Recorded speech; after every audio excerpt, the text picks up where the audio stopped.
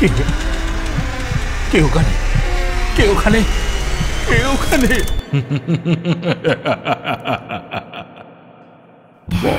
ভুতুরে, যেখানে জীবিত সব চরিত্র।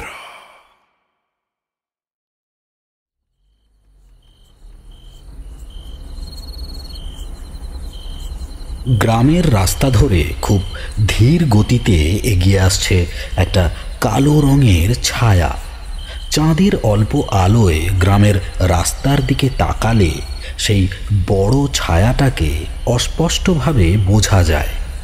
আর সেই ছায়াটার সাথে ভেসে আসছে অদ্ভুত একটা শব্দ, যেন গ্রামের পথে আস্তে আস্তে এগিয়ে আসছে কিছু একটা। মাটির পথের উপর পড়ে থাকা নুড়ি পাথর আর শুকিয়ে যাওয়া গাছের পাতার ওপর দিয়ে ঘষ্টানোর শব্দে সেই কালো বড় ছায়াটা মাটির বুকের ওপর যেন হামাগুড়ি দিয়ে আস্তে আস্তে এগোচ্ছে সামনের দিকে। এমন সময় গ্রামের কেউই বাড়ি থেকে বাইরে বেরোয় না, তাই ওই বড় কালো ছায়াটাকে দেখার জন্য কেউ তখন সেখানে উপস্থিত ছিল না। সনসন করে একটা হাওয়া বয়ে যাচ্ছে মাথার উপর দিয়ে। গ্রামের রাস্তার দুপাশে ফাঁকা জমি। গ্রাম শুরু হয়েছে আর একটু দূর থেকে। এই রাস্তাটা সোজা চলে গেছে দিঘির পাড় পর্যন্ত। দিঘিটা নেহাত ছোট নয়, অনেক বড় আর আরও অনেকটা গভীর। দিঘির পাড় থেকে মাটির সিঁড়ি বেয়ে নামতে হয় নিচের দিকে, তারপর শুরু হয় দিঘির জল। অনেকের মতে এই দিঘির এলাকাটায় অনেক বছর আগে একটা বড় রাজমহল ছিল, আর ভূমিকম্পে বা অন্য কোনো কারণে সেই রাজমহল মাটির ভেতরে ঢুকে গিয়ে ওই খালি নিচু জায়গাটা তৈরি হয়েছে। তারপর বৃষ্টির জল সেখানে জমা হয়ে ওই দিঘিটা তৈরি হয়েছে।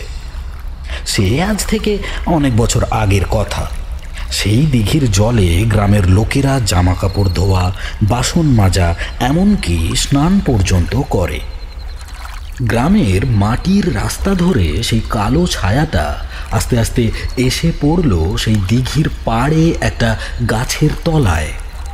বেশ কিছুক্ষণ দাঁড়িয়ে থাকার পরে হঠাৎ করে বোঝা গেল যে ছায়াটা এতক্ষণ ধরে চেনা যাচ্ছিল না, সেটা আসলে একটা 4 চাকা গাড়ি। সেই গাড়িটা খানিকটা উঁচু আর লম্বা। সে চুপ করে দাঁড়িয়ে রইল বেশ কিছুক্ষণ। আধো অন্ধকারে গাছের তলায় গাড়ির এক পাশের বড় দরজাটা খুলে গেল। গাড়িটা বেশ বড় সড়ো। সেই গাড়ির দরজা খুলে কেউ একজন বোধহয় সেখান থেকে নেমে আসবে নিচে, এমনটা মনে হলো। গভীর একটা প্রতীক্ষা চলতে লাগলো, কিন্তু সেই গাড়ির দরজা পেরিয়ে নিচের দিকে নেমে এলো না কেউ। শুধু গাছের তলায় এসে পড়া ছায়াটুকু বাইরের চাদরের আলোর দিকে তাকিয়ে চেয়ে রইল যেন। গাড়িটার দিক থেকে অদ্ভুত ঝনঝন একটা হর্ন বেজে উঠল এবার। সেই মায়াবী নিকষ কালো অন্ধকারের রাতে ভালোভাবে সেই গাড়ির ভেতরের দিকে তাকালে কিন্তু দেখা যাবে সেই গাড়ির ভেতরে অদ্ভুত কালো অন্ধকার ছাড়া আর আর কোথাও কিছু নেই। গাড়ির দুপাশের দুটো দরজা খোলা। মনে হয় গাড়ির ভেতরে যে ছিল সে এইমাত্র গাড়ির ভেতর থেকে নেমে বাইরে কোথাও চলে গেছে। আকাশের চাঁদটা আস্তে আস্তে সরে নিজের জায়গা পরিবর্তন করে এসে পড়ল অন্য পাশে। গাড়িটার দুটো দরজা বন্ধ হয়ে এলো। এক সময় আস্তে আস্তে গাছের তলার খোলা জায়গাটা দিয়ে ঘুরে গাড়িটা আবার চলতে লাগলো সেই গ্রামের পথ ধরে। অন্ধকারে এগিয়ে চললেও গাড়ির ভেতরে বসে থাকা চালকের কিন্তু কোনো অসুবিধাই হচ্ছিল না পথ বুঝে নিতে। মনে হয় সে এই পথে মাঝে মাঝেই এসে পড়ে। এবার গ্রামের পথের মাঝামাঝি আসতেই হঠাৎ করে একটা ঝমঝম শব্দ করে গাড়িটা থেমে গেল। তার সাথে সাথেই জ্বলে উঠল সামনের দুটো হেডলাইট। হেডলাইটের আলো গিয়ে পড়েছে গ্রামের পথের মাঝখানে, আর সেই আলোতে দেখা গেল একটা প্রাণী দাঁড়িয়ে রয়েছে আলোর বৃত্তের মাঝখানে। তার মুখে দাঁতের ফাঁক থেকে বেরিয়ে আসছে টাটকা রক্ত, আর একটা কি যেন কামড়ে ধরা রয়েছে তার মুখের কাছে। গাড়ির আলো চোখে পড়তে এক মুহূর্তের জন্য সে বিহ্বল হয়ে গেল। এবার কিন্তু সে ঘুরে তাকালো গাড়িটার দিকে। তারপর কিছুক্ষণ মন্ত্রমুগ্ধের মতো চুপ করে দাঁড়িয়ে থেকে আস্তে আস্তে এগিয়ে আসতে লাগলো আলোর দিকে। সচরাচর রাতের বেলা নিশাচর প্রাণীরা আলো দেখলে দূরে সরে যায়, কিন্তু এই শেয়ালটা যে কেন সেটা করলো না সেটা বোঝা গেল না। শেয়ালটা আস্তে আস্তে গাড়িটার একদম কাছে এসে পড়ল। মুখ থেকে ধরে রাখা একটা ছোট্ট মাংসখণ্ড খসে পড়ল মাটির উপর। যেন মনে হলো গাড়ির সামনের ওই বড় মোটা কাঁচের ওপারে ভেতরে কেউ রয়েছে নাকি সেটা বোঝার চেষ্টা করে নিচ্ছে সে। তারপর আস্তে আস্তে রাস্তার মাঝখান থেকে সরে দাঁড়ালো এক পাশে। সে সরে দাঁড়ানোর সাথে সাথেই সেই ঝনঝনে হর্নের শব্দটা আরও একবার শোনা গেল, আর তার সাথে দেখা গেল গাড়িটা আবার চলতে শুরু করেছে। কিন্তু একটু সামনে এসে গাড়িটা থেমে পড়ল। শিয়ালটা যে পাশে দাঁড়িয়ে ছিল সেই পাশের দরজাটা হঠাৎ করেই খুলে গেল। এমন আচমকা দরজা খুলে যাওয়ায় শিয়ালটা ভয় পেয়ে দুপা পিছিয়ে গেল, কিন্তু পালিয়ে গেল না। ভেতরের নিকষ কালো অন্ধকারের দিকে তাকিয়ে কিছু একটা দেখতে লাগলো যেন। তারপর একটা অদ্ভুত কাজ করলো। আস্তে আস্তে উঠে পড়ল সেই খোলা দরজা পেরিয়ে গাড়িটার মধ্যে। যেন কিছুই হয়নি এমনভাবে গাড়িটা চলতে শুরু করতেই সেই শেয়ালের ডাক শোনা গেল গাড়ির ভেতর থেকে। গাড়ির সেই অদ্ভুত ঝনঝনে শব্দের হর্ন আর তার সাথে শেয়ালের ডাক মিশিয়ে গোটা রাত্রের আকাশটা ভরে উঠল একটা বিকট শব্দে। সেই রাতে গ্রামের অনেকেই সেই ডাক শুনেছিল, কারণ গাড়িটা আস্তে আস্তে এগিয়ে যাচ্ছিল হরিনারায়ণপুর গ্রামের দিকে।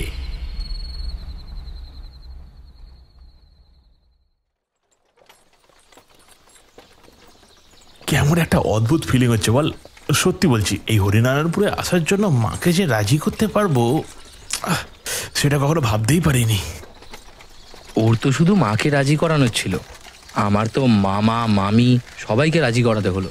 তাছাড়া আমার মাকে তো জানিস, একবার যদি কিছু না বলে সেটা আর তাকে দিয়ে করানো চায় না।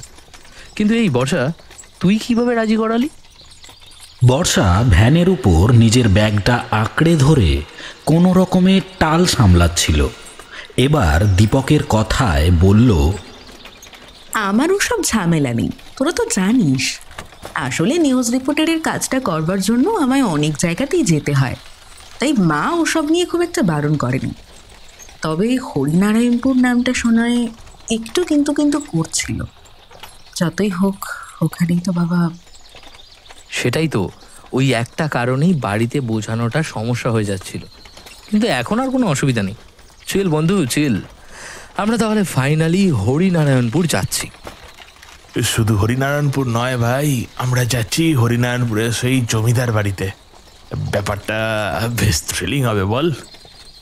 দেখ, তোদের প্রথমে আমি একটা ব্যাপার ক্লিয়ার করে দিতে চাইছি। আমরা কিন্তু এখানে ঘুরতে আসিনি, কিংবা কোনো থ্রিল করতেও আসিনি। আমরা এখানে এসেছি বাবার কিভাবে মৃত্যু হয়েছিল সেই ব্যাপারটা খুঁজে বের করতে। দেখ, আমাদের তিনজনেরই বাবার মৃত্যু এই গ্রামে হলেও তিনজনের মৃত্যু কিন্তু আলাদা আলাদা সময় এবং আলাদা আলাদাভাবে হয়েছিল। শুধু আলাদা আলাদাভাবে মৃত্যুটা হয়েছিল, তবে সময়টা কিন্তু একই ছিল। ওই 2 মাস যখন এই গ্রামে ছিল তার মধ্যে ওদের মৃত্যুটা কিন্তু হয়েছিল। বর্ষা দুটো হাত দিয়ে দুজনের পায়ের কাছে একটা চিমটি কাটে, তারপর ইশারায় দেখায় ভ্যান চালকের দিকে। ওরা এখানে কি করতে এসেছে সেই ব্যাপারটা আসলেই কাউকে জানানো যাবে না, এমনকি এই ভ্যান চালককেও নয়। আর যাই হোক, লোকটা তো এই গ্রামেরই নাকি। যদি কোনোভাবে জানতে পারে তাহলে ওদের এখানে আসার গোটা পরিকল্পনা ভেস্তে যাবে। ওরা শুনেছে এই গ্রামের কেউই কোনো একটা অদ্ভুত কারণে ওর বাবাকে পছন্দ করতো না। তাই চাপা স্বরে বর্ষা বলে, তোর একটু আস্তে কথা বল। ওই লোকটা যদি আমাদের কথা শুনতে পায় তাহলে কিন্তু আমাদের আর এখানে থাকা হবে না। একবার জমিদার বাড়ি গিয়ে পৌঁছে গোটা ব্যাপারটা খুঁজে বের করি, তারপর না হয় নিজেদের পরিচয় দেওয়া যাবে, বুঝলি? ওরা আর কোনো কথা বলে না, চুপ করে থাকে। হরিনারায়ণপুরের জমিদার বাড়ি যাবার জন্য ভ্যান রিক্সা ছাড়া গতি নেই। এদিকের পথ এখন ভালো হয়েছে বটে, তবে গ্রামটা খুব একটা উন্নত নয়। গ্রামের বাইরের দিকে বড় পিচের সড়ক বসেছে, সেই পথ দিয়েই বাস চলে। তবে ভেতরের দিকে জমিদার বাড়ির কাছে পৌঁছাতে গেলে ভ্যান রিক্সা ছাড়া উপায় নেই। ভ্যানে করেই ওরা তিনজন গিয়ে পৌঁছালো হরিনারায়ণপুরের জমিদারের বাড়িতে। জমিদার বাড়ির গেটের কাছে কিন্তু একজন দারোয়ান মতো এখনও রয়েছে। সে ওদের দেখে তাড়াতাড়ি এগিয়ে এসে বলল, এই এই তোমরা কারা এখানে এভাবে ঢুকছো কেন? আমরা কলকাতা থেকে আসছি। আসলে এই বাড়িতে বিষ্ণু নামের একজনের সাথে আমাদের কথা হয়েছে, সেই বিষ্ণুই আমাদের এখানে আসতে বলেছে। বিষ্ণু মানে ছোট বাবু? আচ্ছা আচ্ছা আচ্ছা, তাহলে তোমরা এখানে একটু দাঁড়াও, আমি ছোট বাবুকে একবার জিজ্ঞেস করে আসি, কেমন? ওদের তিনজনের পিঠে তিনটে বড় ব্যাগ, তাছাড়া হাতেও একটা ছোট ব্যাগ। ওরা দরজার এক পাশে দাঁড়িয়ে জমিদার বাড়িটা ভালো করে দেখতে লাগলো। বাড়িটা দোতলা, উপরের দিকে বাইরে থেকে দুটো ঘর পাশাপাশি দেখা যায়, মাঝখানে ছোট্ট একটা ব্যালকনি। নিচ থেকে একটা সিঁড়ি উঠে গেছে একতলায় যাওয়ার জন্য। দোতলা যাওয়ার সিঁড়ির নিচে ভেতরের দিক থেকে রয়েছে বাড়িটার আশেপাশে ফাঁকা জমির বেশ কিছুটা। তাছাড়া গোটা বাড়ির চৌহদ্দি একসময় বড় পাঁচিল দিয়ে ঘেরা হলেও এখন সেই পাঁচিল এখানে ওখানে ভেঙে পড়েছে। গেটের অবস্থাটাও খুব একটা ভালো নয়। বড় গেটটা খোলা হয় বলে মনে হয় না। তার পাশের একটা ছোট্ট গেট, ওখান দিয়েই বোধহয় যাতায়াত করে সবাই। ওরা তিনজন দাঁড়িয়ে থাকতে থাকতে জমিদার বাড়িটা দেখতে লাগলো। দেখতে দেখতে এক সময় বর্ষা বলল, একদম ভূতের বাড়ির মতন মনে হচ্ছে না? এই বাড়ির ভেতরের জায়গাটা শুট করলে নেহাত মন্দ হবে না, বুঝলি? এই ভূতের গল্প টল্প নিয়ে যেসব শর্ট ফিল্মগুলো হয় সেগুলোর জন্য এই বাড়িটা ভাড়া দিলেও খারাপ হবে না। আমার কিন্তু তেমন কিছু মনে হচ্ছে না, বরং এই বাড়িটা দেখে আমার কেমন যেন একটু ভয় ভয় হচ্ছে। কেমন যেন মনে হচ্ছে এই হরিনারায়ণপুরে আমাদের দিনগুলো কিন্তু খুব ভালোভাবে কাটবে না। তুই এখনো সেই ভীতও থেকে গেলি। আমরা থাকবো মোটে 4টে দিন, আর আমরা তো একটা কাজে এসেছি। শুধু শুধু এই বাড়িতে ভূত আছে কি ভূত নেই সেসব নিয়ে মাথা ঘামিয়ে কোনো লাভ নেই। এখন দেখ বিষ্ণুবাবু আমাদের চিনতে পারেন নাকি। যদি না চিনতে পারেন তাহলে তো হয়েই গেল। এই অন্ধকার সন্ধ্যের সময় আমরা কোথায় যাব বলতো? একটু পরেই বিষ্ণুবাবু নিজেই দারোয়ানের সঙ্গে গেটের কাছে এলেন। তারপর ওদের দিকে তাকিয়ে হাসি মুখে নমস্কার করে বললেন, নমস্কার নমস্কার। আপনাদের আসতে কোনো অসুবিধা হয়নি তো? আপনারা ভেতরে আসুন। আসলে আমারই উচিত ছিল গেটে বলে রাখিনি বলে আপনাদের এতক্ষণ দাঁড়িয়ে থাকতে হলো। ভেতরে আসুন, বাকি কথা না হয় ভেতরে গিয়েই হবে। ওরা ভেতরে ঢুকলো ছোট গেট দিয়ে। তারপর হাঁটতে হাঁটতে বর্ষা এক সময় বলল, এদিকটাতে তো দেখছি এখনো গ্রামের পর্যায়ে পড়ে রয়েছে, তেমন কোনো সুব্যবস্থাও তো নেই, ইলেকট্রিসিটিও নেই। আপনি এখানে থাকেনটা কি করে? আমি এখানে বেশি দিন থাকি না, মাঝে মাঝে এখানে আসি। এই বাড়িটা আর তাছাড়া কিছু জমি জমা রয়েছে, সেগুলো রক্ষণাবেক্ষণ করি। তারপর আবার কলকাতায় চলে যাই। আপনাদের এই 3টে দিন বেশ অসুবিধেই হবে। দেখ দেখ অনুভব, ওইটা একটা গাড়ি মনে হচ্ছে না? কিন্তু এখনকার দিনে গাড়ি বলে তো মনে হচ্ছে না, বেশ পুরনো বলেই মনে হচ্ছে। ওরা তিনজনে ঘুরে তাকালো বাঁদিকে। ওখানে একটা ছোট্ট চালা ঘর মতো রয়েছে, তার তলায় রাখা আছে একটা গাড়ি। এই অন্ধকারে চাঁদের অল্প আলোয় সেটা সামান্য বোঝা যায়। বিষ্ণুবাবু সেদিকে তাকিয়ে বললেন, আসলে ওটা আমার বাবার গাড়ি। বাবা ওই গাড়িটাকে খুব ভালোবাসতেন।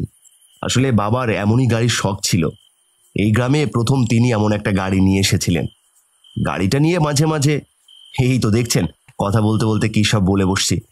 এখন আপনারা চলুন, প্রথমে হাত মুখ ধুয়ে কিছু খেয়ে নিন, আজকে রাতটা বিশ্রাম করুন, কাল তো রয়েছিনি, তখন না হয় সব কিছু ঘুরে দেখাবো। ওরা তিনজন হাঁটতে হাঁটতে এগিয়ে গেল একতলার দিকে। তারপর ঘরের ভেতরে ঢুকল। ওদের থাকার জন্য দোতলায় ঘরের ব্যবস্থা করা হয়েছিল।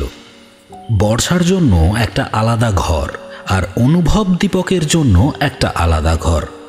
রাতের খাবার কোনো রকমে খেয়ে দিয়ে ওরা সেদিন ঘুমিয়ে পড়ল। এখানে আসতে যথেষ্ট বেগ পেতে হয়েছে ওদের, আর কাল থেকে মাত্র 4টে দিন থাকবে ওদের হাতে। এই 4 দিনের মধ্যে ওদের এমন অনেক কিছু জানতে হবে যে কথা বিষ্ণুবাবুকেও জানতে দিলে হবে না। কিন্তু তখন ওরা জানতো না কি অপেক্ষা করছে ওদের জন্য। বিছানায় শুয়ে চোখ বন্ধ করার আগে বর্ষা একবার বলল, বাবা, তোমার আসলে কি হয়েছিল আমি সেটা জানবো, তা আমি না জেনে এখান থেকে ফিরবো না।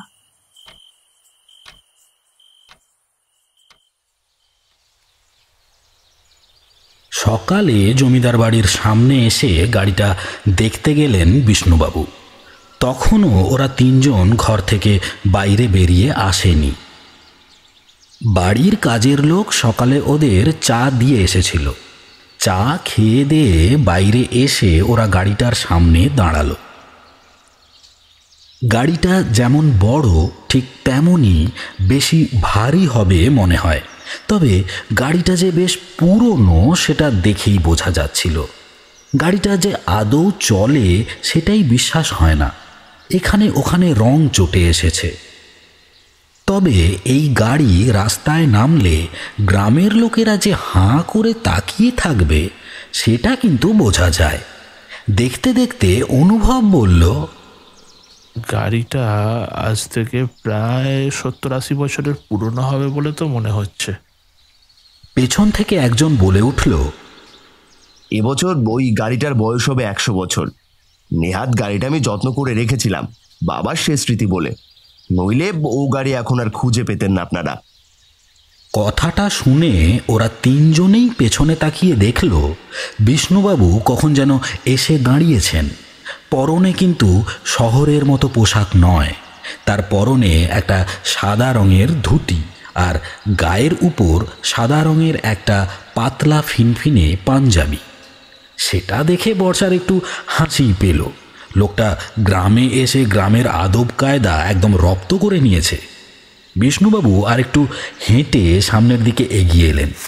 বিষ্ণুবাবুর বয়স কিন্তু ওদের থেকে খুব একটা বেশি নয়, বড়জোর 4-5 বছরের বড় হবেন। লোকটা যতই জমিদারের বংশধর হোক না, জমিদারি এখন আর নেই, তবুও তাকে একটু তোয়াজ করে চলে অনেকে, এই আর কি। তাছাড়া কলকাতায় তার কাছ থেকেই তো জানা গিয়েছিল এই হরিনারায়ণপুরের জমিদার বাড়ির কথাটা। আর তারপরেই ওরা পরিকল্পনা করে এখানে এসে 4 দিন থাকার। গাড়িটা কি এখনো চলে বিষ্ণুবাবু? দেখে তো মনে হচ্ছে চলে না। গাড়িটা কি আপনি চালান? চালানো গেলে চালানো যায়, তবে ওদিককার রাস্তা যে খুব একটা ভালো নয় তা তো আপনারা দেখেছেন। গ্রামের বাইরের দিকে গেলে বড় রাস্তা রয়েছে বটে, তবে গ্রামের ভেতরের রাস্তা এখন খারাপ হয়ে গেছে। সেই রাস্তায় এই গাড়ি বার করলে 2 দিনে ঝরঝরে হয়ে যাবে। আর আমি গাড়িটা চালাই না, বাবার স্মৃতি হিসেবে রেখে দিয়েছি। আচ্ছা বিষ্ণুবাবু, আপনাদের এখানে একটা বড় দিঘি আছে শুনেছি, সেই দিঘিটা কোন দিকে? মানে আমরা একটু ঘুরে আসতাম আর কি, তাহলে ওদিকটা থেকে। সঙ্গে ক্যামেরাও রয়েছে, কয়েকটা ছবিও তুলতাম। আসলে আপনাকে তো বলেইছি একটা গ্রাম্য এলাকা নিয়ে ডকুমেন্টারি তৈরি করছি আমি। আমি আপনাদের সঙ্গে গেলে আপনাদের ভালো হতো, কিন্তু আমার এখানে কিছু কাজ রয়েছে, আমায় একটু বেরোতে হবে। আপনারা ওই সামনে রাস্তা ধরে সোজা চলে যান। রাস্তাটা দেখবেন খানিক দূর গিয়ে ডান দিকে বাঁক নিয়েছে। সেদিক দিয়ে হাঁটতে হাঁটতে এগিয়ে গেলে গ্রামের একদম বাইরের দিকে পড়েছে ওই দিঘিটা। তবে সাবধান।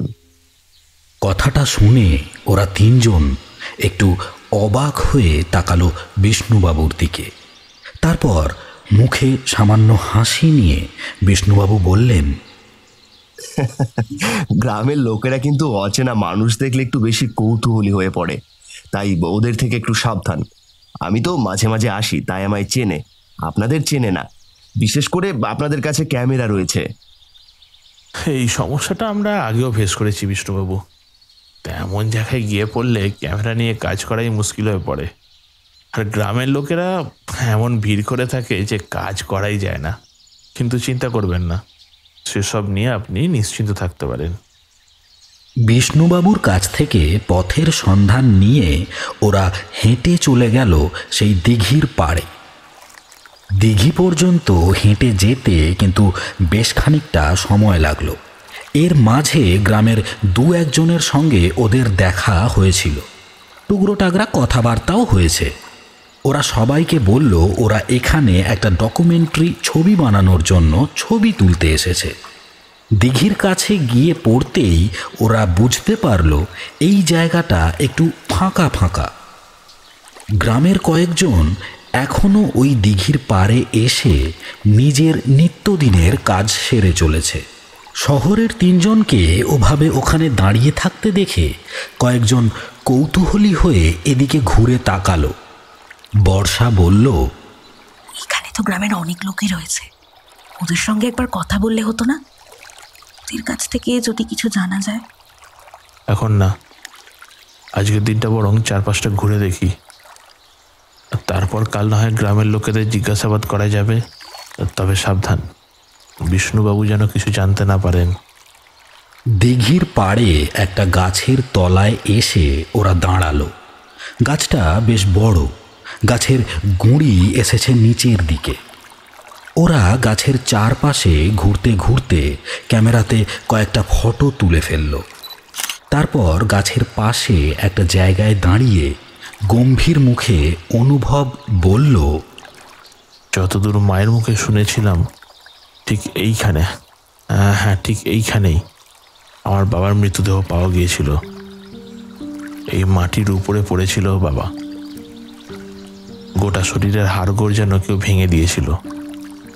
মাটির দিকে তাকিয়ে অনুভব কেমন যেন হয়ে যায়, তার মুখটা কালো হয়ে আসে। দীপক তাড়াতাড়ি এগিয়ে এসে তার কাঁধের উপর একটা হাত রেখে বলে, মন খারাপ করিস না অনুভব, মন খারাপ করিস না। এই সব কিছু জানার জন্যই তো আমরা এখানে এসেছি। আমরা ঠিক খুঁজে বার করবো আসলে তোর বাবার সাথে কি হয়েছিল। বর্ষা ততক্ষণে বেশ কয়েকটা ছবি তুলে ফেলেছে চারপাশের। ওদের দেখতে পেয়ে দিঘির পাড়ে দাঁড়িয়ে থাকা একজন বৃদ্ধ লোক এগিয়ে এলো। তারপর বলল, তোমাদের তো দেখে অচেনা বলে মনে হচ্ছে, তা বাবারা তোমরা এসেছো কোত্থেকে? আমরা কলকাতা থেকে আসছি, উঠেছি ওই হরিনারায়ণপুর জমিদার বাড়িতে। জমিদার বাড়িতে উঠেছো? কিন্তু ওখানে তো ওই নটবর ছাড়া আর কেউ থাকে না। না না, ওই জমিদার বাড়ির এক বংশধর আছেন না, বিষ্ণুমোহন বাবু, তার কাছে আমরা এসেছি। সেই আমাদের এখানে আসতে বলেছিল। হরিনাথের বেশ বয়স হয়েছে, চোখে একটা চশমা, হাতে একটা লাঠি। কোনো রকমে লাঠি ঠুক ঠুক করতে করতে আরেকটু এগিয়ে এসে সে বলল, ও বিষ্ণু ফিরেছে? তাই বলি সেদিন রাতে মনে হলো ওই জমিদারের গাড়িটাকে পথে একবার দেখলাম।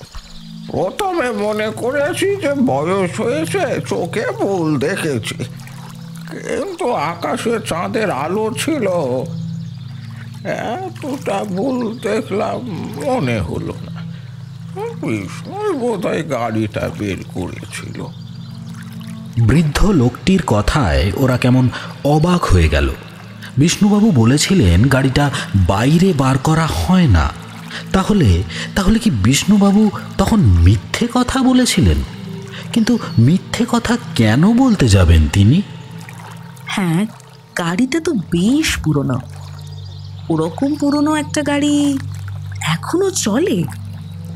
ও গাড়ি পুরনো হলেও বিষ্ণু ও গাড়ির বেশ যত্ন করে। আর তাছাড়া পুরনো গাড়ি টেকে বেশি দিন, আজকালকার মতো নয়। এখনকার মানুষ আর আগেকার মানুষের মধ্যে কত ফারাক তুমি দেখেছো? এখন তো 50-60 বছরের বেশি কেউ বাঁচতেই পারে না। আমাদের আগের সময়ে মানুষ 100 বছর পর্যন্ত বাঁচতো, বুঝলে কি না? হরিনাথ একথা ও কথা বলে ওদের কাছ থেকে চলে যায়। যাওয়ার আগে কিন্তু একটা কথা বলে যায়। যাই করো না কেন, তোমরা এই সন্ধ্যের পর কিন্তু দিঘির পাড়ে একদম আসবে না। এই দিঘির পাড়ে সন্ধ্যের পরে জায়গাটা ভালো নয়। বুঝতেই পারছো যে গ্রামের বাইরের দিকে, তারপরে না জানি কোথা থেকে কি হয়। তোমরা বাবা বাইরের মানুষ, বিপদে টিপদে পড়বে, বুঝলে কি না? হরিনাথের কথায় ওরা সম্মতি জানায় তখনকার মতো। নদীর ছবি তোলা শেষ হয়ে গিয়েছিল, তাই ওরা হাঁটতে হাঁটতে পৌঁছে যায় আবার জমিদার বাড়ির দিকে। ফেরার পথে অনুভব একটু কৌতূহলী হয়ে প্রশ্ন করে, আচ্ছা, বিষ্ণুবাবু কি তাহলে আমাদের মিথ্যে কথা বললেন? ওই বৃদ্ধ লোকটি অকারণে মিথ্যে কথা বলতে যাবে কেন?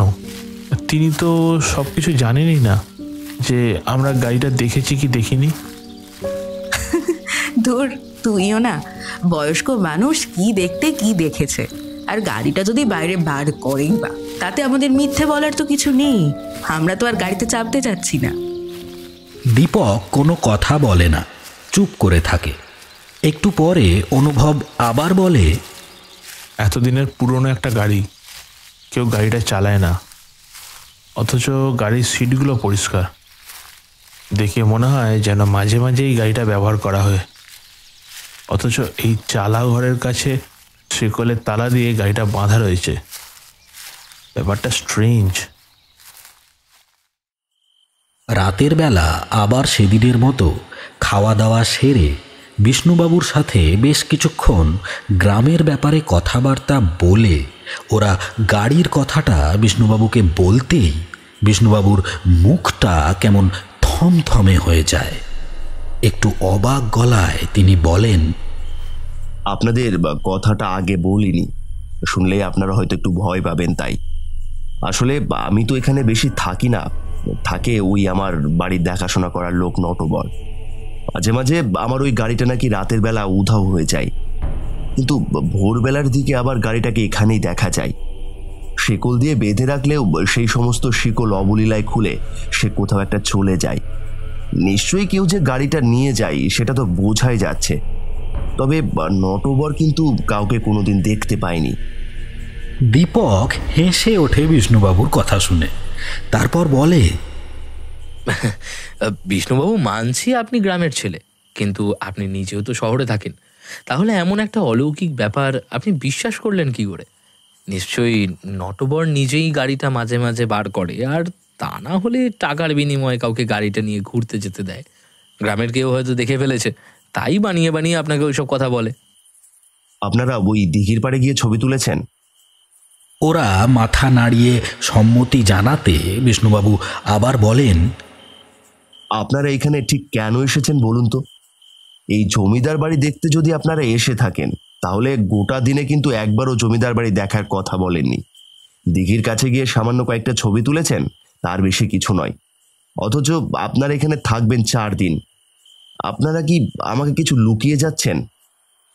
কথাটা শুনে ওরা তিনজন মুহূর্তের জন্য ওর দিকে তাকায়। তারপর বর্ষা ব্যাপারটা সামাল দেওয়ার জন্য বলে, না না বিষ্ণুবাবু, আপনি ভুল মনে করছেন। আমরা আসলে গোটা জায়গাটা ঘুরে দেখছিলাম। কাল জমিদার বাড়িটা দেখব। এই জমিদার বংশের একটা ইতিহাস আছে শুনেছিলাম, তো সেই ইতিহাসটা কি আপনি পুরোপুরি জানেন? আপনার বাবার শুনেছি রহস্যময়ভাবে মৃত্যু হয়েছিল। বিষ্ণুবাবু কথাটা শুনে জানালা দিয়ে বাইরের দিকে তাকালেন। রাতে খাওয়া দাওয়ার পর চারপাশটায় আরও বেশি অন্ধকার নেমে এসেছে। ওরা এসে বসেছে দোতলায় বিষ্ণুবাবুর ঘরে। বিছানার উপর বসে আছেন বিষ্ণুবাবু, পাশে 3টি চেয়ার। সেই 3টি চেয়ারে ওরা বসে। খোলা জানালা দিয়ে রাতের ঠান্ডা বাতাস এসে ঘরে ঢুকছে। ঘরের একপাশের টেবিলের উপরে একটা হ্যারিকেন জ্বলছে, আর ঘরে বিছানা ছাড়া আর তেমন কিছু নেই। এসব বাদ দিলেও ঘরের মধ্যে একটা ছোট বাক্স রয়েছে, আর টেবিলের ওপর সারি দিয়ে সাজানো রয়েছে কিছু বই। বইগুলো যে বেশ পুরনো তা দেখলেই বোঝা যায়। বিষ্ণুবাবু কিছুক্ষণ জানালা দিয়ে বাইরের দিকে তাকিয়ে থেকে বলতে শুরু করলেন, অনেক বছর আগের কথা, তখন আমি শহরে যাইনি। তারপরে এই তড়িঘড়ি করে আমরা শহরে চলে গিয়েছিলাম। সে যাই হোক, আসলে যে গাড়িটা আপনারা বাইরে দেখতে পেয়েছিলেন সেটা আসলে আমার ঠাকুরদা কিনেছিলেন। তা প্রায় 100 বছরের বেশি হবে। ঠাকুরদা যখন গাড়ি কিনেছিলেন তখন ঠাকুরদার বয়স হয়ে গেছিল 50-এর বেশি। বাবা তখন অনেক ছোট। তবে ছোটবেলা থেকেই ওই গাড়িটার প্রতি বাবার একটা অদ্ভুত আকর্ষণ তৈরি হয়। বড় হতে হতে বাবা গাড়ি চালানো শিখে নিয়েছিলেন। এই গ্রামের পথে মাঝে মাঝে ওই গাড়ি নিয়ে বেরিয়ে পড়তেন ঠাকুরদার বাবা। ঠাকুরদার মৃত্যুর পর গাড়িটা বাবার সম্পত্তি হয়ে যায়। গাড়িটা ছাড়াও বাকি যা সম্পত্তি বাবা পেয়েছিলেন তাতে আমার পরবর্তী প্রজন্ম পর্যন্ত বসে খেলেও চলে যাওয়ার কথা ছিল। বাবা মাঝে মাঝে বিকেলের দিকে গাড়িটা নিয়ে বেরিয়ে পড়তেন।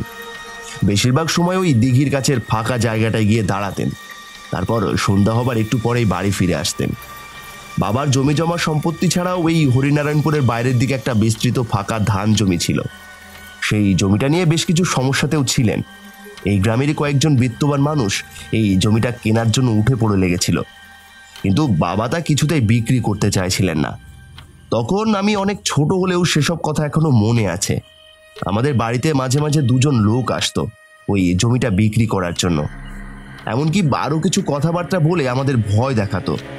গ্রামের লোকেরা বাবার পক্ষে থাকলেও যে 2জনের কথা বলছি তাদের ক্ষমতা ছিল অনেক, তাই তাদের বিরুদ্ধে সরাসরি গ্রামের লোকেরা কিছুই বলতে পারতো না। কিন্তু বাবা ওদের কথা শুনতে কখনোই রাজি ছিল না। দেখতে দেখতে এভাবেই কিছুদিন কেটে গেল। একদিন বিকেলের দিকে বাবা গাড়ি থেকে বেরিয়ে গেলেন বটে, কিন্তু আর ফিরে এলেন না। সন্ধে শেষ হয়ে যখন রাত হতে শুরু করেছে তখন মা আর থাকতে না পেরে বাড়ির কয়েকজন কাজের লোককে পাঠালো ওই দিঘির পাড়ের দিকে। সেখানে গিয়ে দেখা গেল এক আশ্চর্য দৃশ্য।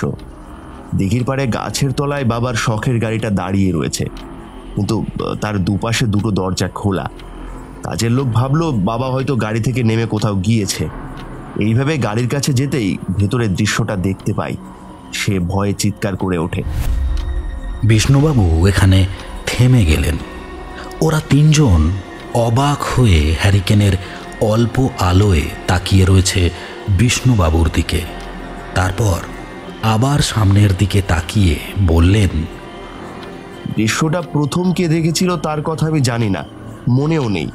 বাড়ি ফিরে এসে কাঁদতে কাঁদতে আর চিৎকার করতে করতে যেটা বলেছিল তার তর্জমা করলে কথাটা এমন দাঁড়ায় যে গাড়ির ভিতর বাবা পড়ে আছেন, তার গোটা শরীর রক্তে ভেসে যাচ্ছে, তার চোখ দুটো বিস্ফারিতভাবে বাইরে বেরিয়ে আছে। আধো অন্ধকারে চাঁদের আলোয় দৃশ্যটা দেখে সে আর নিজেকে সামলাতে পারেনি। সে তখনও ভয়ে থরথর করে কাঁপছিল। আরও একটা ভয় পাওয়ার মতো কারণ ছিল। একটা ধারালো ছুরি বাবার পেটের মধ্যে গাঁথা ছিল। তার পছন্দের দামি জামা ভেদ করে ছুরিটা ঢুকে পড়েছিল তার পেটের ভেতর পর্যন্ত। কথাটা বলে বিষ্ণুবাবু একটা হাঁপ ছাড়লেন। একটা দীর্ঘশ্বাস তার নাক থেকে বেরিয়ে এলো। তারপরেই তিনি অতি স্বাভাবিক হয়ে এলেন, কারণ ঘটনাটা ঘটে গেছে আজ থেকে অনেক বছর আগে। তার দুঃখ এখন যেন তাকে আর ছুঁতে পারছে না। কয়েকটা দিন মা কারোর সাথে কোনো কথা বলেনি। গ্রামের লোকেরা এসেছিল বটে, কিন্তু তারা আর কতক্ষণ থাকবেন বলুন। গোটা বাড়িতে কাজের লোক, আমি, মা ছাড়া যেন আর একটা মানুষ নেই। এই ব্যাপারটা মানিয়ে নিতে বেশ কিছুদিন সময় লেগে গিয়েছিল। তবে তারপরই আমরা কলকাতা চলে গিয়েছিলাম। এখন মাঝে মাঝে এখানে যখন ফিরে আসি তখন ওই গাড়িটা দেখলে বাবার কথা মনে পড়ে যায়, কিন্তু ওই গাড়ি আর আমি কখনো বার করিনি। তবে নটবর কিন্তু মাঝে মাঝেই ওই গাড়িটাকে নিজের জায়গা থেকে সামান্য সরে যেতে দেখে। আচ্ছা, অনেক রাত হলো, এবার আপনারা শুয়ে পড়ুন, কাল থেকে তো আপনারা আবার আপনাদের কাজ শুরু করবেন। বিষ্ণুবাবু চলে যেতে ওরা নিজের ঘরে গিয়ে শুয়ে পড়ল, কিন্তু অনুভবের কেমন যেন গাড়িটার প্রতি একটা অদ্ভুত আকর্ষণ জন্মে গিয়েছিল। ওই গাড়িটা 100 বছরের পুরনো, আর তাছাড়া ওই দিঘির পাড়ে গাছের তলায় দিঘির জলে যেটা ঘটেছিল তার সাথে ওই গাড়িটার নিশ্চয়ই কোনো একটা সম্পর্ক আছে বলে তার মনে হয়। অন্ধকার রাতে ওই গাড়ি চালিয়ে কে বাইরে যায় সে কথাটা জানার জন্য অনুভবের কেমন যেন কৌতূহল হলো। বিষ্ণুবাবু যে মিথ্যে কথা বলবেন সেটা মনে হলো না, কারণ নিজের বাড়ির ইতিহাস সম্পর্কে যে সমস্ত কথা বলে দিয়েছে তার পক্ষে এই মিথ্যে কথাটা বলাটা প্রয়োজনীয় নয়। অনেক রাত্রের দিকে ঘুমটা ভেঙে গিয়েছিল অনুভবের।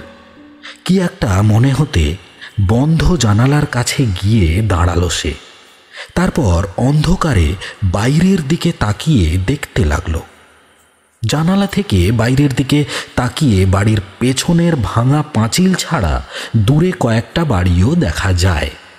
চাঁদের আলোয় চারিদিক ভরে গেছে। সেই চাঁদের আলোয় চারপাশটা একটু বেশি নিস্তব্ধ বলে মনে হলো। যেন মনে হলো বাতাসের গায়ে কান পাতলে বহু বছর আগের শব্দ শুনতে পাওয়া যাবে নতুন করে। এই গোটা জমিদার বাড়ির এখানে ওখানে জমে থাকা ইতিহাস দেখা যাবে নিজের চোখে। হঠাৎ করে ভাবনায় ছেদ পড়ল অনুভবের। একটা অদ্ভুত ঝনঝন শব্দের সাথে একটা গাড়ির চাকার এগিয়ে যাওয়া এবং আর একটা যে কি শব্দ শুনল সেটা সে কিছুতেই বুঝতে পারল না। গাড়িটা নিয়ে এমনিতেই তার কৌতূহল ছিল, তাই শব্দটা শুনতেই সোজা তাকালো গাড়ি রাখার চালা ঘরটার দিকে। আর সেদিকে তাকাতেই চাঁদের আলোয় দেখা গেল গাড়ির বাইরের অংশটা সামান্য বেরিয়ে এসেছে চালাঘর থেকে। গাড়িটা তো বাইরে থেকে দেখা সম্ভব নয়, তাহলে গাড়িটার সামনের বনেটটা অতটা বাইরে বেরিয়ে এলো কি করে? কেউ কি গাড়িটা বার করেছে? কথাটা মনে হতেই ভালো করে সেদিকে তাকাতেই এবার অনুভব দেখতে পেল গাড়িটা আস্তে আস্তে চালাঘর থেকে বাইরে বেরিয়ে আসছে।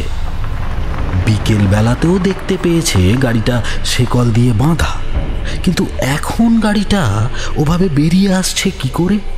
তাহলে কি বিষ্ণুবাবু সত্যিই গাড়িটা বার করেছে, নাকি নটবরের কাজ এটা? বিষ্ণুবাবু বলেছিলেন নটবর মাঝে মাঝে বলে গাড়িটা নাকি বেরিয়ে যায়, কিন্তু গাড়িটা কে বার করে সেটাই তো কেউ জানে না। তাহলে কি আজ রাতেও কেউ গাড়িটা নিতে এসেছে? না, ওই ব্যাপারটার ব্যাপারে আমাকে জানতেই হবে। জানালার কাছ থেকে তাড়াতাড়ি বিছানার কাছে সরে এসে দীপককে একবার ধাক্কা দেয় অনুভব। বলে, দীপক, দীপক, এই দীপক, উঠে পড়, উঠে পড়। এই দেখ না, গাড়িটা যেন কেউ বার করে নিয়ে যাচ্ছে। ঘরের মধ্যে আধো অন্ধকার, একপাশে একটা হ্যারিকেন জ্বলছে মিটমিট করে। দীপক ঘুমের মধ্যেই বলল, যার গাড়ি সে নিয়ে যাচ্ছে, এখানে আমি কি করব? ঘুমিয়ে পড়, কাল সকালে গ্রামটা ঘুরে দেখতে হবে আবার। তুই এত ঘুম কাতুরে কেন দীপক? আর এইভাবে বাবার খুন কিভাবে হয়েছিল সেটা খুঁজে বার করবি? ধুর, তুই ঘুমো, আমি চললাম। দরজা থেকে বাইরে বেরিয়ে আসে অনুভব। তারপর হাঁটতে হাঁটতে ব্যালকনি পেরিয়ে দ্রুত পায়ে সিঁড়ি থেকে নেমে আসে। একতলার সিঁড়ি দিয়ে নামতে নামতে দেখতে পায় গাড়িটা চালাঘর থেকে বাইরে বেরিয়ে এসেছে। বাইরের বড় গেটটা বন্ধ করা, গাড়িটা আস্তে আস্তে এগিয়ে যাচ্ছে বাইরের গেটের দিকে। এখন কিন্তু গাড়িটার দিক থেকে কোনো শব্দ শুনতে পাওয়া যাচ্ছে না, যেন চুপি চুপি গাড়িটা বাইরের দিকে বেরিয়ে যাচ্ছে। কিন্তু ওই বন্ধ গেট খুলে গাড়িটাকে বাইরে বার করবে কে? এক পা করে অনুভব এগিয়ে যেতে লাগলো গাড়িটার দিকে, আর গাড়িটাও এগিয়ে যেতে লাগলো বড় গেটের দিকে। চাঁদের আলোয় চারপাশটা স্পষ্ট দেখা যায়। দারোয়ানটা বোধহয় গেটের পাশে ছোট ঘরে এক ফাঁকে একটু ঘুমিয়ে নিচ্ছে। কিন্তু কিন্তু ওটা কি হচ্ছে? কাঁপা কাঁপা গলায় অনুভব বলে ওঠে, কেউ কোথাও নেই, অথচ ওই লোহার গেটটা ওভাবে খুলে যাচ্ছে কি করে? অনুভবের অবাক হওয়া চোখের সামনে লোহার গেটটা আস্তে আস্তে একটা ক্যাচ শব্দ করে খুলে গেল, আর সেই গেট পেরিয়ে আস্তে আস্তে বাইরের দিকে বেরিয়ে গেল 100 বছর পুরনো সেই গাড়িটা। অনুভবের মনে একটা কৌতূহল আর একটা ভয় বারবার এসে জমা হচ্ছিল। সে বুঝতে পারছিল না এত রাতে গাড়ি চালিয়ে বেরিয়ে গেল কে। আসার সময় সে দেখতে পেয়েছে বিষ্ণুবাবু তার ঘরে ঘুমিয়ে রয়েছে। তাছাড়া নটবর নিচে রান্নাঘরের এক পাশে রাতের বেলা শুয়ে থাকে, সেটা অনুভব আগেই দেখেছে। দারোয়ানও তার ঘরে রয়েছে, আর বর্ষা কিংবা দীপক হতে পারে না। তাহলে ওই শেকল খুলে বাইরে থেকে কে এসে ওই পুরনো গাড়িটা বাইরে নিয়ে যাচ্ছে? গাড়িটা বড় অদ্ভুতভাবে সামনে এগিয়ে যাচ্ছিল। অনুভব যতবার থেমে পড়ছে ততবার গাড়িটাও থেমে পড়ছে। অনুভব কয়েক পা এগিয়ে যেতে শুরু করলে গাড়িটা যেন হাঁটতে হাঁটতে এগিয়ে যাচ্ছে সামনের দিকে। গাড়িটার থেকে মাঝে মাঝে একটা অদ্ভুত হর্নের শব্দ ভেসে আসছে, আর সেই শব্দটা শুনে অনুভবের বুকের ভেতরটা কেমন যেন কেঁপে উঠতে লাগলো মাঝে মাঝে। গাড়িতে যে বসে রয়েছে সে কি আমাকে দেখতে পাচ্ছে? আমি দাঁড়িয়ে পড়লেই সে থেমে যাচ্ছে। ব্যাপারটা কি হয়েছে ঠিক বুঝতে পারছি না।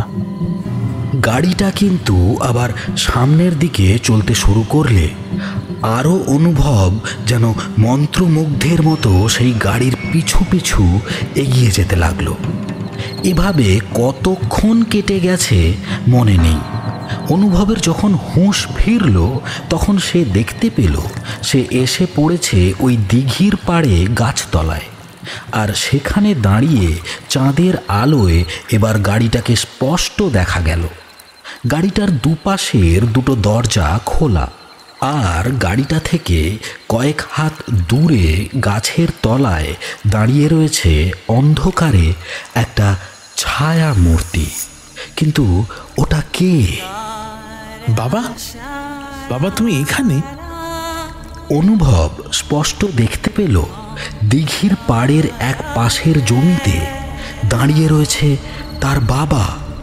সেই ছবিতে যেমন দেখেছে ঠিক তেমনই তার মুখটা, কিন্তু দুটো হাত জড়ো করে সে সামনের দিকে তাকিয়ে ভয়ার্ত গলায় বলছে,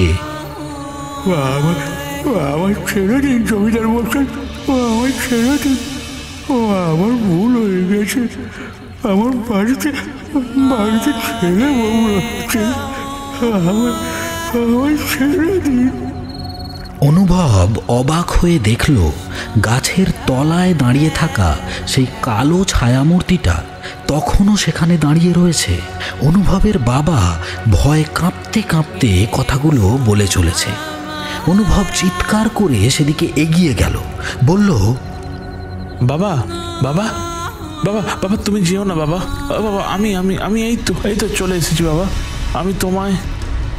অন্ধকারের মধ্যে কোনো এক মোহে আকৃষ্ট হয়ে অনুভব ছুটতে ছুটতে এগিয়ে গেল দিঘির পাড়ের দিকে। কিন্তু যখন দিঘির একদম পাড়ে গিয়ে সে পড়েছে, তার বাবা ঘুরে তাকিয়েছে তার দিকে। বাবার চোখে অনুভব দেখতে পেল এক গাদা ভয়। আর তার সাথে দুটো চোখ বেয়ে নেমে আসছে জলের ধারা।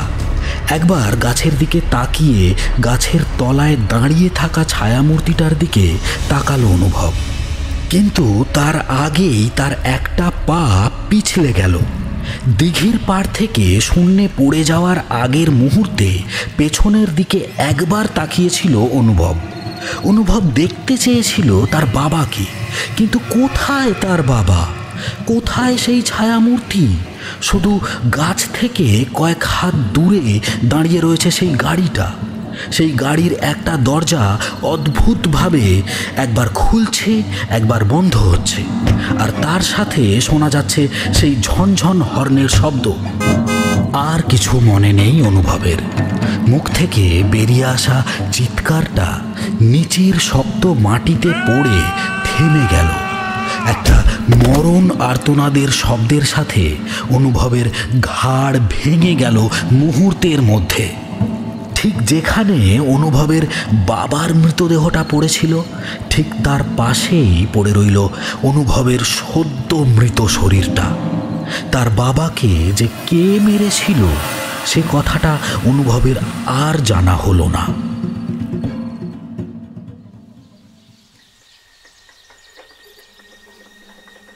বর্ষা আর দীপকের মুখ ভয়ে সাদা হয়ে এসেছিল।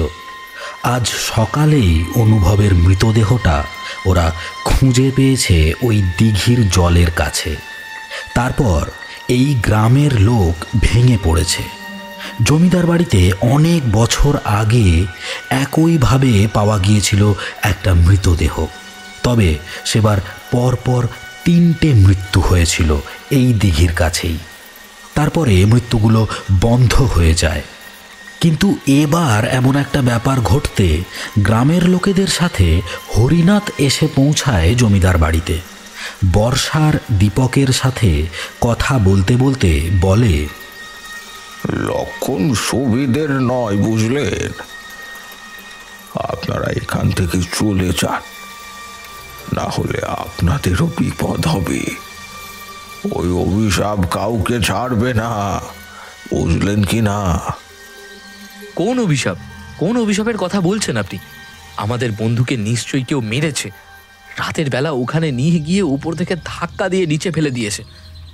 তার খুনিকে না ধরে আমরা এখান থেকে যাব না। দীপকের কথা শুনে হরিনাথ চেয়ার ছেড়ে উঠে দাঁড়ালো।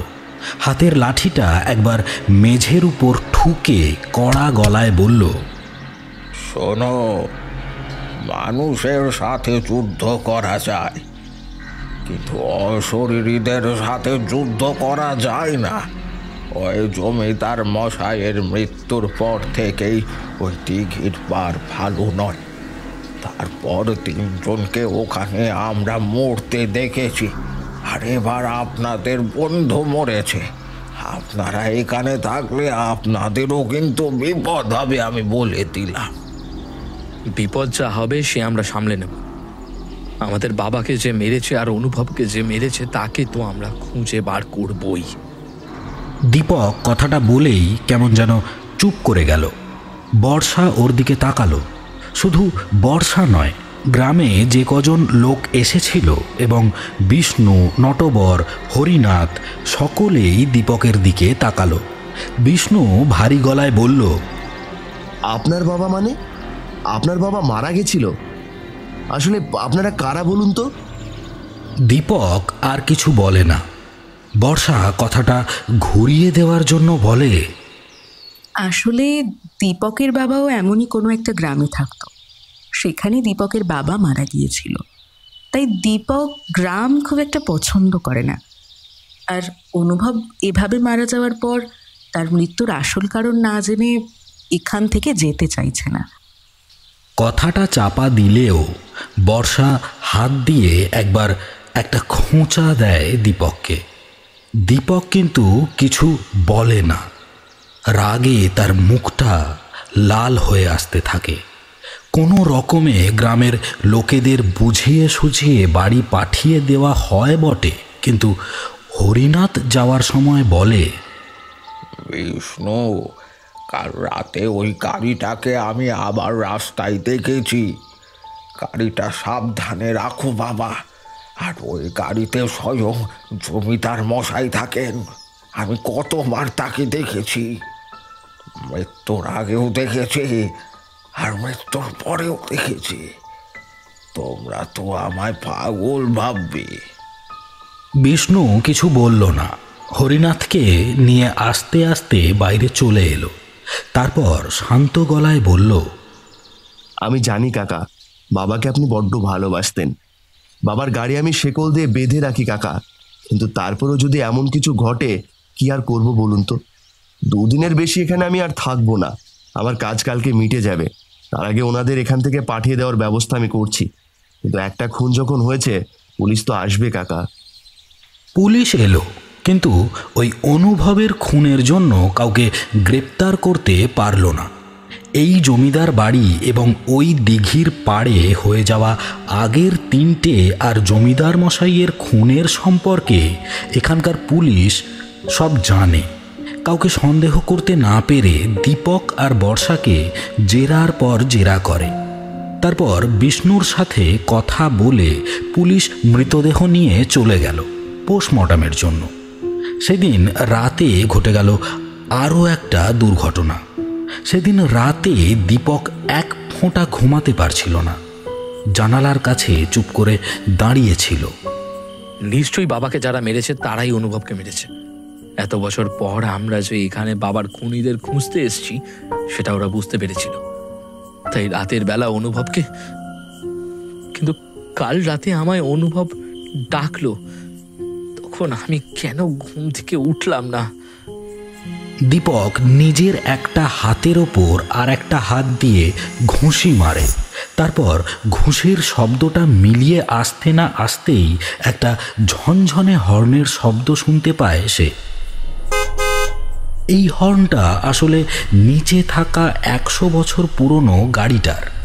সেটা ভালোভাবে সে জানে, কারণ 2 দিন আগে বিকেলবেলা ওই গাড়ির হর্ন একবার বাজিয়েছিল হর্নটা ভালোভাবে কাজ করছে কিনা দেখার জন্য। চকিতে জানলা দিয়ে বাইরের দিকে তাকাতে দেখতে পেল চালাঘরের নিচে সামনের জায়গাটা ফাঁকা, কোথাও কিছু নেই। চাঁদের আলোয় চারপাশটা ঝকঝক করছে আরও। একবার চালাঘরের দিকে তাকাতেই দীপক কেমন যেন চমকে উঠল। গাড়িটা আস্তে আস্তে বাইরে বেরিয়ে আসছে বলে মনে হচ্ছে না। আজ আমি কিছুতেই ছাড়বো না। ওই গাড়ি আর ওই গাড়ির চালক কাউকে আমি ছাড়বো না।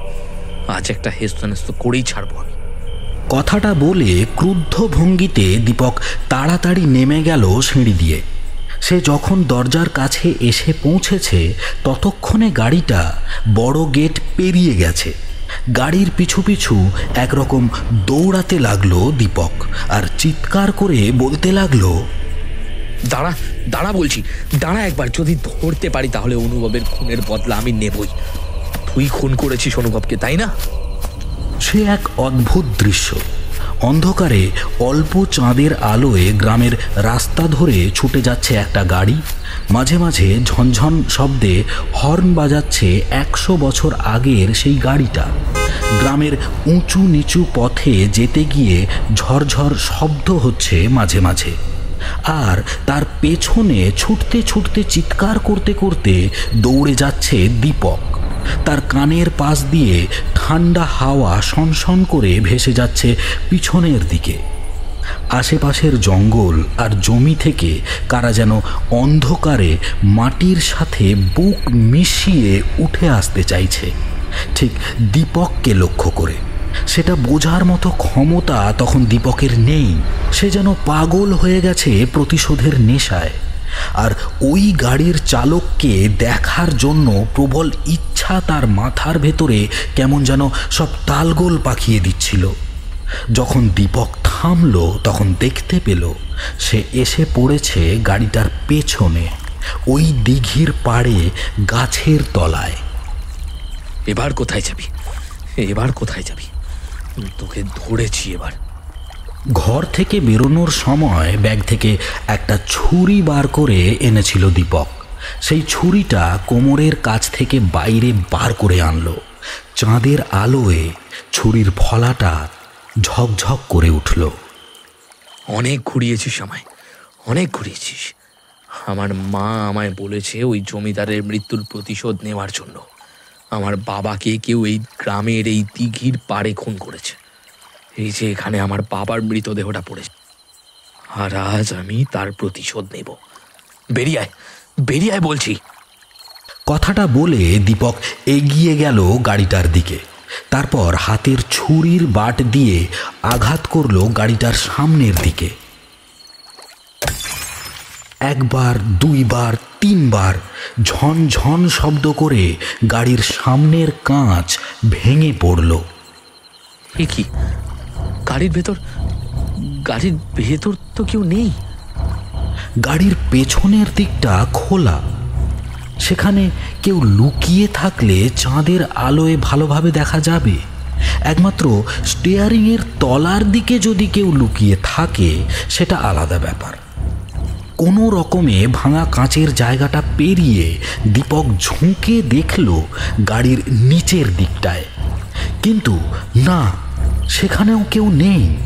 হঠাৎ করে গাড়িটার দুদিকের দরজা একটা শব্দ করে খুলে যেতে দীপক ভয়ে দুপা পিছিয়ে এলো। তারপর এক পাশের দরজাটা আস্তে আস্তে বন্ধ হলো, যেন মনে হলো কেউ হাত দিয়ে সেটা বন্ধ করে দিল। মাটিতে পড়ে থাকা গাছের শুকনো পাতার ওপর খসখস শব্দ তুলে কেউ যেন হাঁটতে হাঁটতে এগিয়ে আসতে লাগলো দীপকের দিকে। দীপক একপাশে সরে দাঁড়ালো, ছুরিটা সামনে বাগিয়ে ধরে চিৎকার করে বলতে লাগলো, কে কে কে কে তুই? সামনে আয়, সামনে আয় বলছি। সাহস থাকলে সামনে আয় বলছি, নইলে কিন্তু আমি তোকে খুন করে দেব।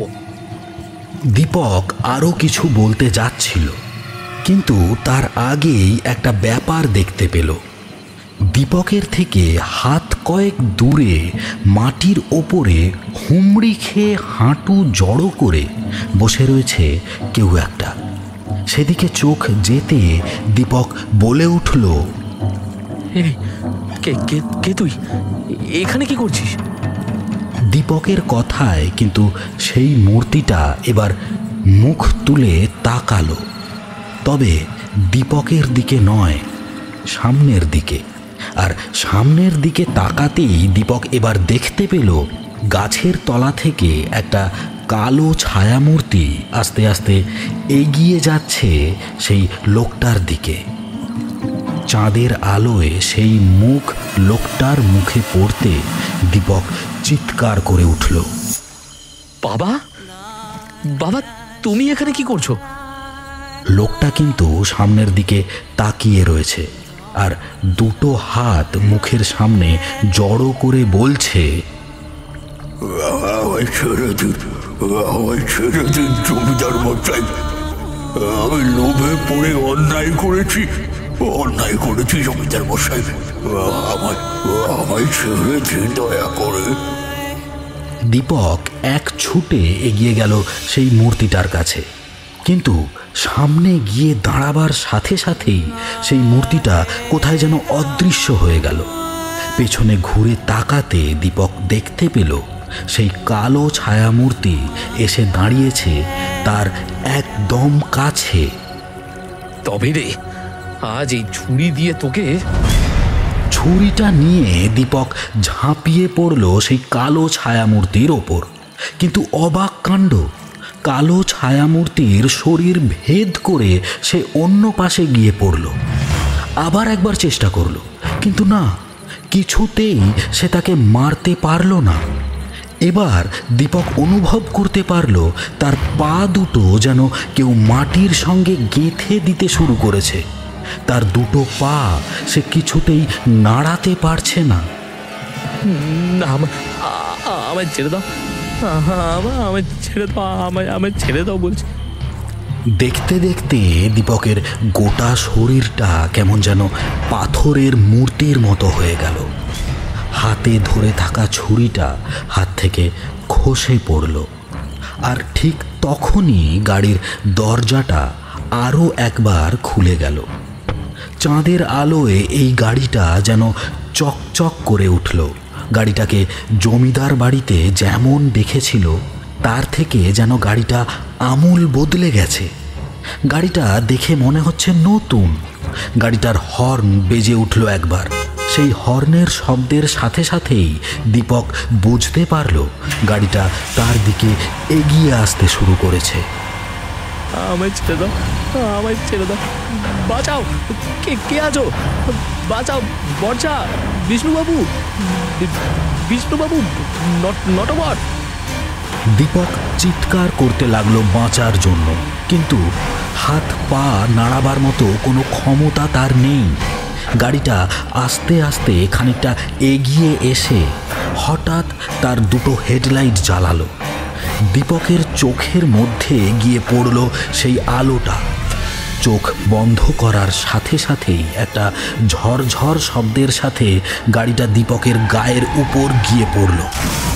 মুখ থেকে বেরিয়ে আসা একটা চিৎকার হাওয়ার সাথে মিশে যাওয়ার পরে দীপকের শরীরটা পড়ে গেল ঠিক সেখানেই যেখানে আজ থেকে অনেক বছর আগে পড়েছিল দীপকের বাবার মৃতদেহটা।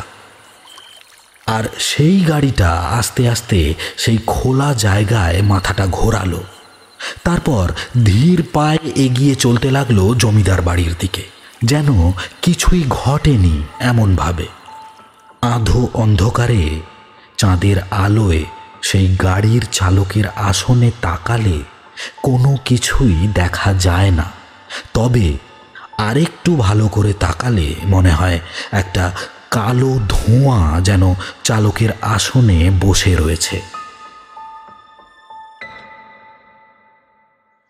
আমি এভাবে ফিরে যেতে পারবো না বিষ্ণুবাবু, আপনি বুঝতে পারছেন না। আমার দুজন বন্ধু মারা গেছে, এভাবে এখান থেকে কি করে ফিরে যাই আমি? তাদের খুনিকে না ধরা পর্যন্ত ফেরা সম্ভবই নয়। আপনাকে একটা কথা বলা হয়নি।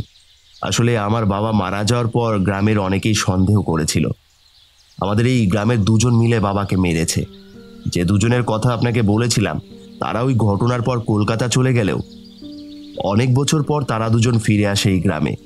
আর তারপরে তারা দুজন ঠিক অমনভাবেই মারা যায় যেভাবে অনুভববাবু আর দীপকবাবু মারা গেছে। তাই আমার কিন্তু ব্যাপারটা ভালো মনে হচ্ছে না। আপনার কাছ থেকে আমরা অনেক কিছুই লুকিয়ে রেখেছিলাম বিষ্ণুবাবু। আসলে যে তিনজন এই গ্রামে মারা গিয়েছিল আমরা আসলে তাদেরই ছেলেমেয়ে। অনুভব, দীপক যেভাবে মারা গেছে তাদের বাবারাও ঠিক সেভাবেই মারা গিয়েছিল। শুধু আমার বাবা মারা গিয়েছিল ভয় পেয়ে, তার শরীরে আঘাতের কোনো চিহ্ন ছিল না। বর্ষার কথা শুনে অবাক হয়ে গেল বিষ্ণুবাবু। তারপর কিছুক্ষণ তাকিয়ে থেকে বলল, তার মানে সবটা জেনে শুনে আপনারা এখানে এসেছিলেন? আপনারা জানতেন যে আপনাদের বাবা এখানে মারা গেছে, আর তাহলে কি আপনারা তার খোঁজ এখানে এসেছিলেন? বর্ষা মাথা নাড়ালো। বর্ষার কেমন যেন অসহায় লাগছিল।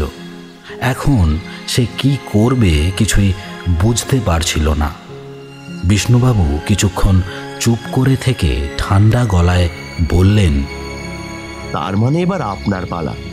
আমার মনে হয় যা ঘটনা আজকে রাতেই ঘটবে, কিন্তু আপনি একটু সাবধানে থাকবেন। আর চিন্তা করবেন না, আমি আপনার সাথে থাকবো। অনেক বছর আগে যা হয়ে গেছে সেসব আমি ভুলে যেতে চাই, কিন্তু আপনাদের তো কোনো দোষ নেই। আপনাদের সাথে কেন এসব হচ্ছে সেটাই আমি বুঝতে পারছি না। আজ রাত্রে সাবধানে থাকবেন। কাল সকালে আমরা না হয় কলকাতা যাওয়ার ব্যবস্থা করব। পুলিশের সাথে যা কথা বলার আমি বলে নেব। বিষ্ণুবাবুর কথায় বর্ষা যেন খানিকটা স্বস্তি পেল।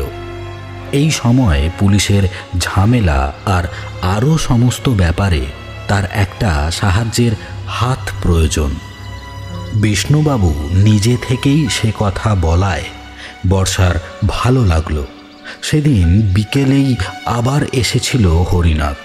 বর্ষার দিকে কড়া চোখে তাকিয়ে থাকতে থাকতে বলেছিল, শোনো মেয়ে, এখনো আমার কথা শোনো। এখান থেকে চলে যাও, চলে যাও এখান থেকে। তোমায় সেদিন দেখতে পেয়ে আমি বুঝতে পেরেছিলাম তোমরাই হলে সেই তিনজনের ছেলে মেয়ে সারা জমিদারের হাতে মরেছিলে। ও জমিদার কাউকে ছাড়বে না, কাউকে ছাড়বে না।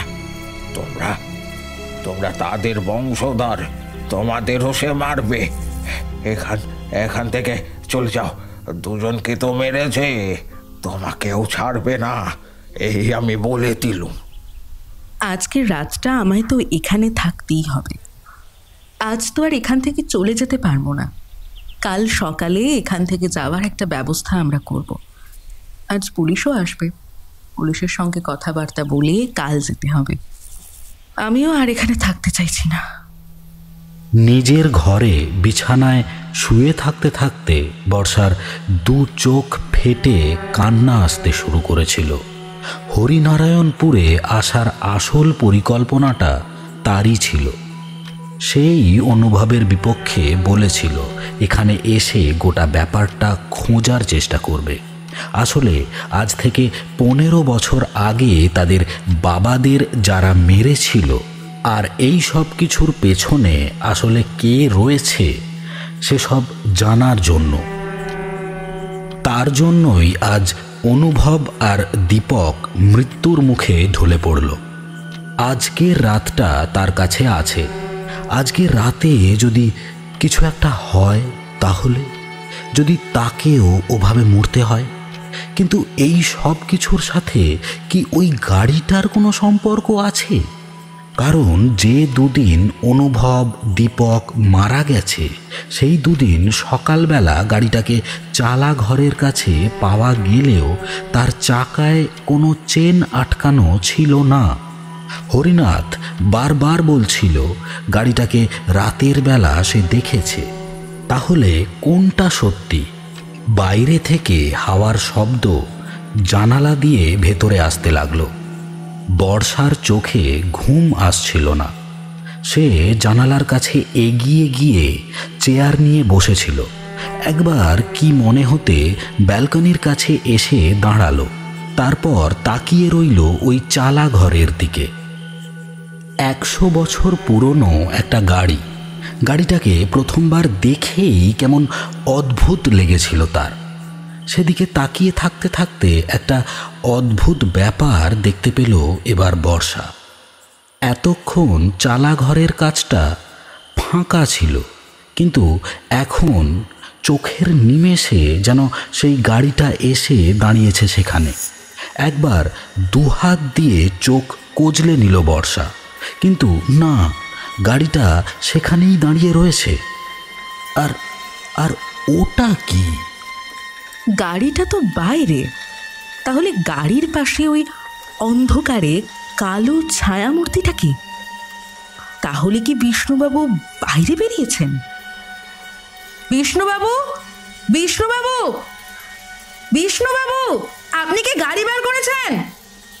বর্ষার কথার কোনো উত্তর ভেসে আসে না।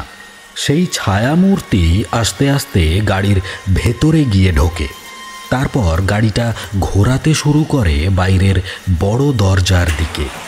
দ্রুত বর্ষার মাথার মধ্যে অনেক কিছু চলতে থাকে। এখন কি সে গাড়িটার পিছনে দেখবে গাড়িটা আসলে কে চালাচ্ছে? যে গাড়ির মধ্যে রয়েছে সেই কি তাহলে অনুভব আর দীপককে ডেকে নিয়ে গিয়ে খুন করেছে?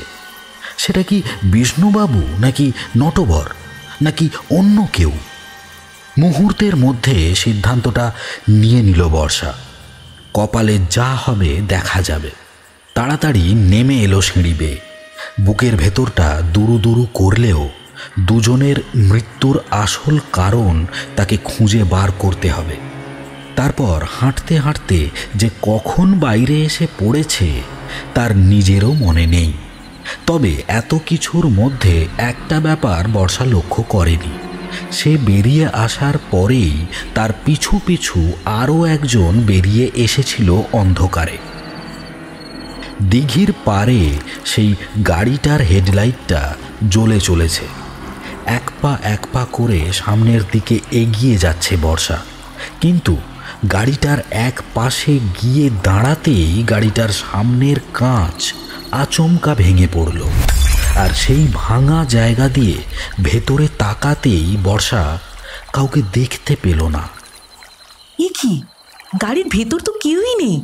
তাহলে গাড়িটা চালাচ্ছিল কে? বাবাই গাড়িটাকে খুব ভালোবাসতো। তাই বাবার মৃত্যুর পরেও বাবার যে নিজেই গাড়িটা নিয়ে মাঝে মাঝে বেরিয়ে পড়ে সেটা আমি জানতাম। তাই নটবরকে আমি কখনো কিছু বলতাম না।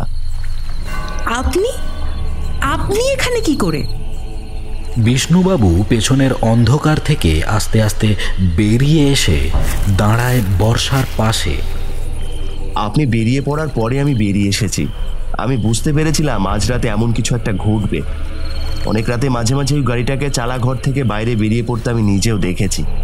তবে কাউকে কিছু বলতাম না, কারণ গ্রামের মানুষ ভয় পাবে। একবার এই গাছতলার দিকে তাকিয়ে দেখুন।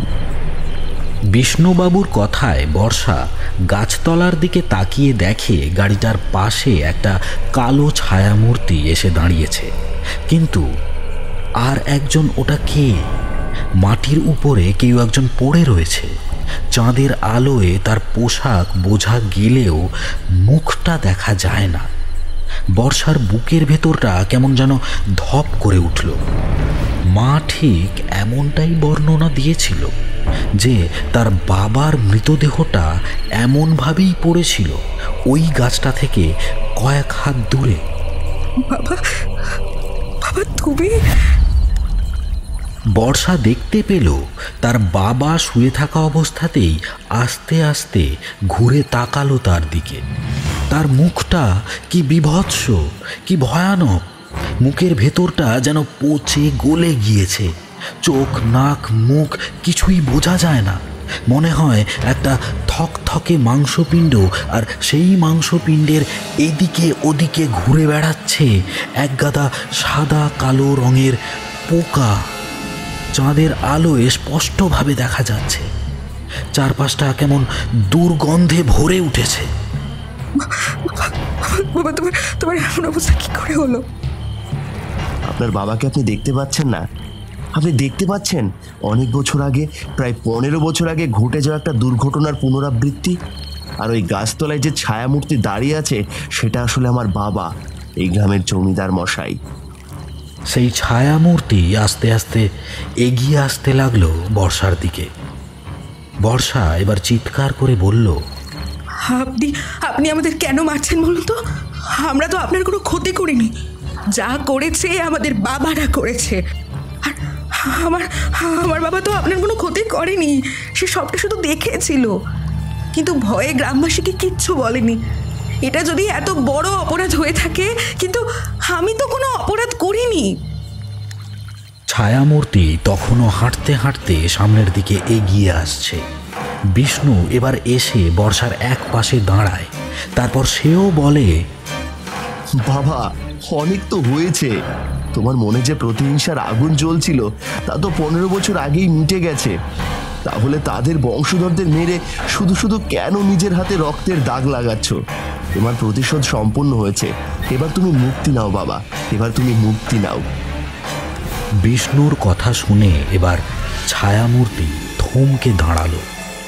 বর্ষার দু চোখ বেয়ে নেমে আসছে তখন কান্নার জল। নিজের বাবা কিভাবে মরেছিল সেটা সে কিছুটা হলেও বুঝতে পেরেছে। মাটির উপর হাঁটু গেড়ে দুটো হাত সামনে রেখে কোনো রকমে মাথা তুলে বর্ষা বলল, অনেক হয়েছে, অনেক হয়েছে জমিদার মশাই। এবার আপনি চলে যান এবার।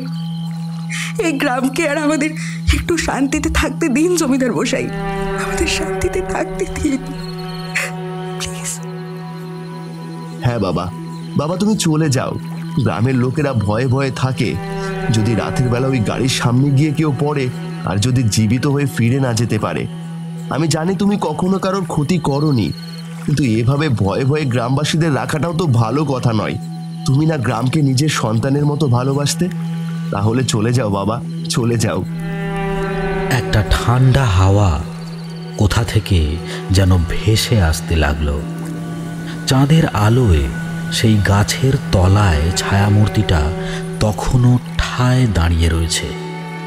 বিষ্ণু বর্ষার পাশে এসে বসেছে। তারপর একটা হাত তার হাতের উপর রাখতেই বর্ষা আর নিজেকে সামলাতে পারল না। কাঁদতে কাঁদতে বিষ্ণুবাবুর হাতটা জড়িয়ে ধরল। সামনের দিকে তাকাতে দেখতে পেল সেই ছায়ামূর্তির মধ্যে তখন পরিবর্তন ঘটতে শুরু করেছে। তাদের সামনে এখন আর কোনো কালো ছায়ামূর্তি নেই। তাদের সামনে দাঁড়িয়ে রয়েছে এই গ্রামের সেই জমিদার, যার খুন হয়েছিল এই গাছের তলায় ওই গাড়িটার মধ্যে। যেন মনে হলো কোনো ছায়ামূর্তি নয়, একটা জলজ্যান্ত মানুষ এসে দাঁড়িয়েছে ওদের সামনে। সেই ছায়ামূর্তির মুখে একটা ম্লান হাসি দেখা গেল। সে আর কিছুই বলল না, হাঁটতে হাঁটতে এগিয়ে গেল তার গাড়িটার দিকে। তারপর গাড়িটার দুটো দরজা বন্ধ হয়ে ঝনঝন করে হর্ন বাজতে লাগলো। সামনের হেডলাইট জ্বলতে লাগলো আর নিভতে লাগলো। তারপর ওদের চোখের সামনে দিয়ে আস্তে আস্তে গাড়িটা গড়াতে গড়াতে এগিয়ে গেল দিঘির দিকে। গাছতলা থেকে কয়েকটা হাত দূরে মাটিটা নেমে গেছে নিচের দিকে, আর সেখান থেকে গাড়িটা গড়িয়ে গেল নিচের দিকে। একটু পরেই ওরা শুনতে পেল গাড়িটার নিচে গিয়ে মাটিতে পড়ার শব্দ। কোনো রকমে দুজনে মিলে হাঁটতে হাঁটতে সেই দিঘির পাড়ের দিকে এসে চাঁদের আলোয় নিচে দেখতে পেল গাড়িটার ধ্বংসাবশেষ পড়ে রয়েছে। বিষ্ণু বর্ষার হাতটা শক্ত করে ধরে বলল, কাল সকালেই আমি আপনাকে কলকাতা নিয়ে যাব। আপনি চিন্তা করবেন না, আর কোনো বিপদ আপনার বা আপনার পরিবারের কারোর হবে না। আজকে রাতটা আমায় ভরসা করে এখানেই থেকে যান। বর্ষা কিছু বলল না, একবার তাকালো বিষ্ণুর দিকে। একটু আগেই দেখতে পাওয়া সেই মূর্তিটার মুখের সাথে বিষ্ণুর মুখের অনেকটা মিল রয়েছে। তারপর এক হাতে চোখের জল মুছে হাঁটতে হাঁটতে দুজনে এগিয়ে যেতে লাগলো জমিদার বাড়ির দিকে।